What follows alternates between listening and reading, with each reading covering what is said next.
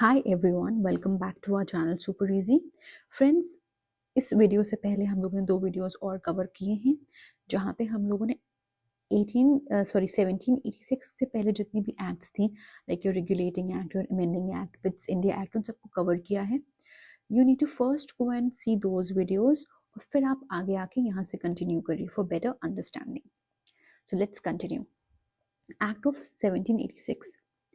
In 1786, Lord Cornwallis was appointed as the Governor General of Bengal. He placed two demands to accept that post. Now, as you would know, who was the Governor General of Bengal? To be precise, first Governor General of Bengal that we read in Regulating Act 1773. Please let me know in the comment section below. It's very important for you to know who was the first Governor General of Bengal. Now, अब क्या हो रहा है कि 1786 में हमारे पास एक act आती है and this act changed the earlier governor general of Bengal to now who was called as lord Cornwallis as the governor general of Bengal. Cornwallis ने दो डिमांड्स रखी कि you have to accept these two demands, तभी मैं governor general of Bengal बनूंगा. क्या थी वो demands? He should be given the power to override the decision of his council in special cases. जैसा कि I told you in the first video, ये Regulating Act 1773 के अंदर गवर्नर जनरल ऑफ बंगाल बने, जिनके अंडर एक एग्जीक्यूटिव काउंसिल बनाई गई 4 मेंबर्स की. यहाँ पे कॉर्नवालिस ने कहा कि I would accept this designation of being the governor general of Bengal only in the case that मुझे एक पावर मिले जहाँ पे अगर इसने कहा कि you have to go, that we suggest you to go with the path A, तो I have this right, I have this power that I can say no, A नहीं, I want to go with say B, so I will go with B. This should not be mandatory on me. Simple सी बात ये है, अगर ये कहेगा, अगर जो ये काउंसिल कहेगा मैं उसके ऊपर अपनी बात रख सकूं to override the decision of this council and this has to happen only in special cases, not all the cases. Got my point? Second demand, he would also be the commander in chief, army का commander in chief. Quite clear? So Cornwallis ने दो demands रखी that he would have the right to override the decision of executive council and he would also be the commander in chief. Accordingly, the Act of 1786 was enacted to make both the provisions. Simple सी बात है, clear? I don't think so इसमें कोई problem आ रही होगी. Cornwallis बने governor general of Bengal, second governor general of Bengal. इन्होंने अपनी दो शर्तें रखी. That was all in this act. चलिए, then came the Charter Acts, जो एक सीरीज से थी 1793, 1813 and further we'll look in the next video. यहाँ पे हम लोग यही दो डिस्कस करेंगे. Now, the Charter Act of 1793, the features of this act were as follows. It extended the overriding power given to Lord Cornwallis over his council to all the future governor generals and governors of presidencies. Wow!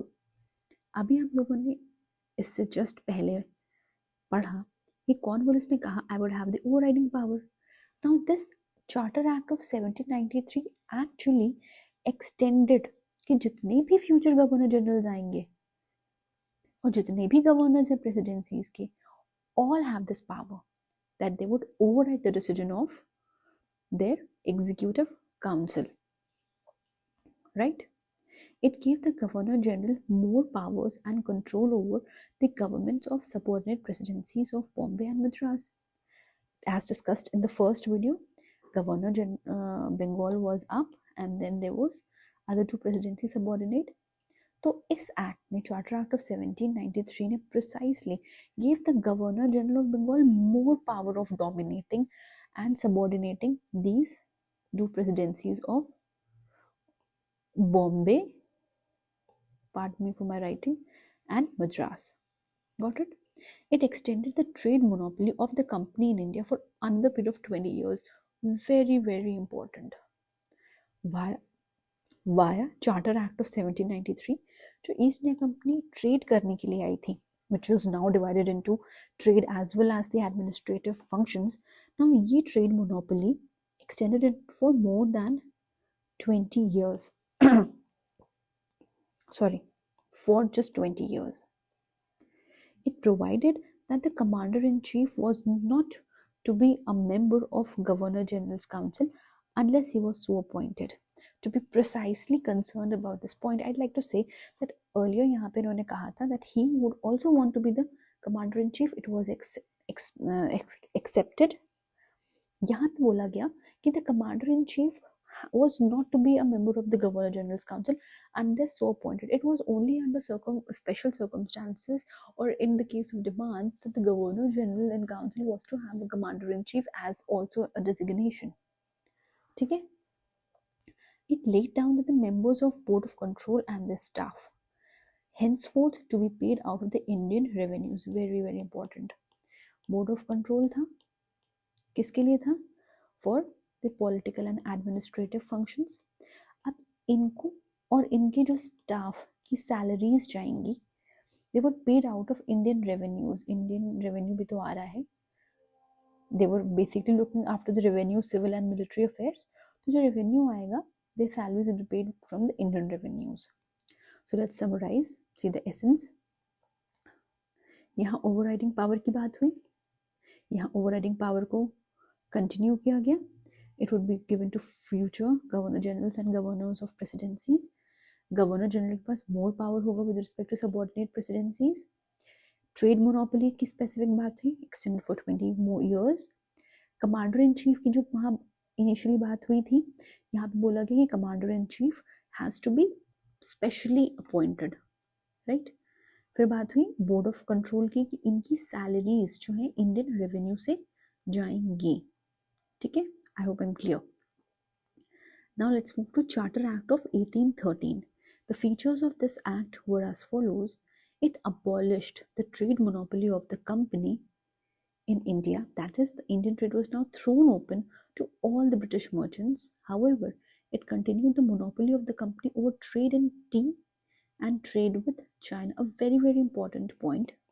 अभी हम लोगों ने ऊपर देखा कि Charter Act of 1793 extended the trade monopoly of company in India for another 20 years.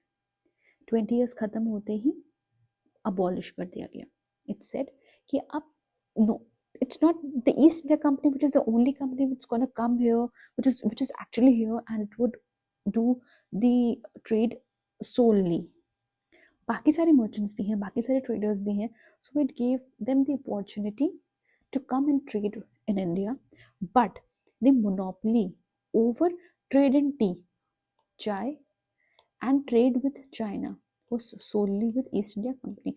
Other players now entered the market from England.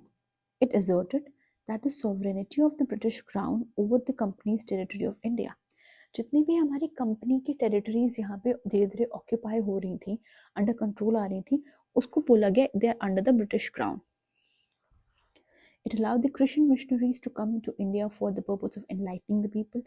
अब जो कि बहुत सारे ट्रेडर्स आ रहे थे, so Christian missionaries भी आए, जिनका मेन काम था to enlighten people, to teach them about their religion.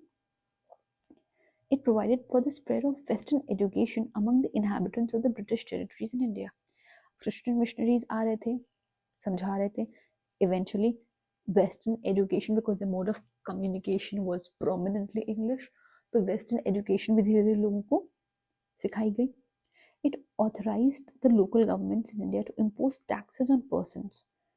They could also punish the persons for not paying taxes.